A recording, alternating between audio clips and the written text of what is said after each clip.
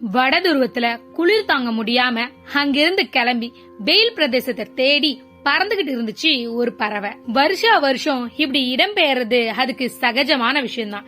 இந்த வருஷம் கொஞ்சம் சோம்பேறித்தனப்பட்டு நாட்களை கடத்தியதால தீவிரமான பனிப்பொழிவுக்கு நடுவுல பறக்க வேண்டிய சூழ்நிலை. அந்த பறவையோட சிறகுகள்ல பனித்துளிகள் ஒட்டிக்கொள்ள நடுங்குற குளிர்ல அதால பறக்கவே முடியல. இன்னும் எவ்வளவு தூரம் இந்த வேதனை அனுபவிக்கிறதுன்னு நினைச்சுக்கிட்டே தன்னோட சிறகுகளை அசைச்சு பறந்து போய்கிட்டு இருந்துச்சு. ஒரு கட்டத்துல முடியாம அப்படியே தரையில விழுந்துடுச்சு. அது விழுந்த அந்த இடம் ஒரு பரந்த புல்வெளி.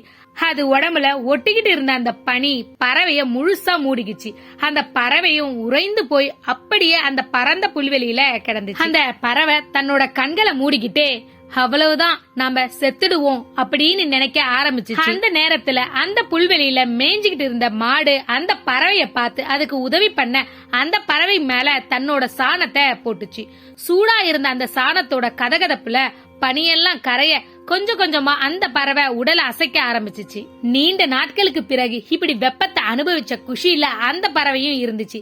தன் மேல இருந்த பனி மொத்தமும் போக கொஞ்ச நேரத்துல அந்த பறவை தான் சாணத்துக்குள்ள இருக்கிறோம்னு உணர யாரோ நம்ம மேல அசிங்கத்தை போட்டிருக்காங்கன்னு அதுல இருந்து வெளியே வர முயற்சியும் செஞ்சிச்சு. அதால வெளியே வர முடியல. அதனால உதவி கேட்டு கத்த ஆரம்பிச்சிச்சு. அதே புல்வெளியில ஒரு பூனையும் அலைஞ்சிட்டு இருந்துச்சு.